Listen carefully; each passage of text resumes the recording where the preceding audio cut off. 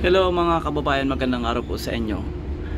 Paano nga ba magtanggal nitong cover ng ating AC evaporator? Ito, may lock dito, saka may lock dito. Yan. Ito nakita nyo po. Ayan. Yan, iangat lang natin yan. So pag dalawa na yan, ganyan na. Kung dalawang kamay ang gagamitin natin, balance yan. Ngayon, pag inopen natin yan, makikita natin yan. Yan, o. I-open natin ang husto. Yan, para hindi siya babagsak. Dito ka na maglilinis ng filter, iangat mo lang ito. Pati ito, iangat mo. Ang cover natin, hindi pa na ibabalik. Kasi nag-wiring ako. Andito ang cover natin. Ganito yan. Yan. Yan. Tapos may screw dyan. Okay, ganyan lang po yan. Tapos paano naman ito tanggalin? Ito may screw dito. Tapos dito sa kabila may screw.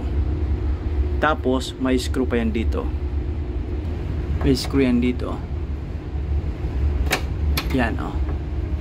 Yan. Tapos dito. Yan. Tapos dito. Yan. May screw po yan dyan. Ngayon, pag natanggal na lahat ng screw, siyempre i-disconnect natin yan. Kasi kasama itong wire dito sa sensor natin. Kasama yan.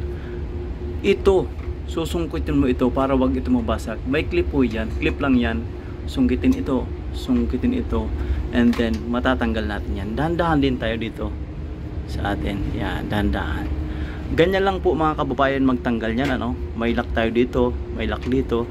Tapos may tatlong screw sa baba, 1, 2, 3, tapos dalawa dyan, 1, 2. Tapos ang nagipit nito, ito.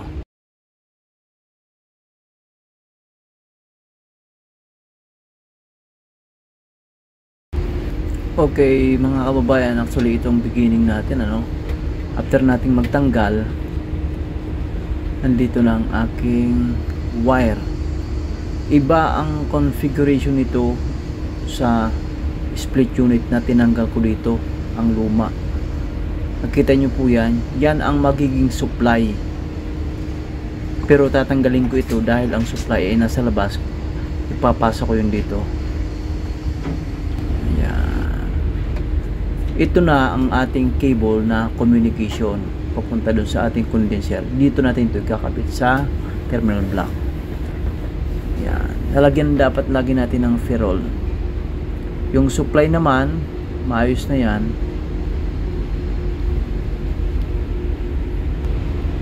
Yan, o. Ganito po yan mga kababayan. Kailangan lagi tayong maglalagay ng ferrule para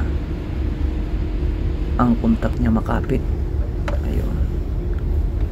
Tapos higpitan, pero wag naman masyadong napakahigpit, baka masira ang ating terminal block. Ayun na.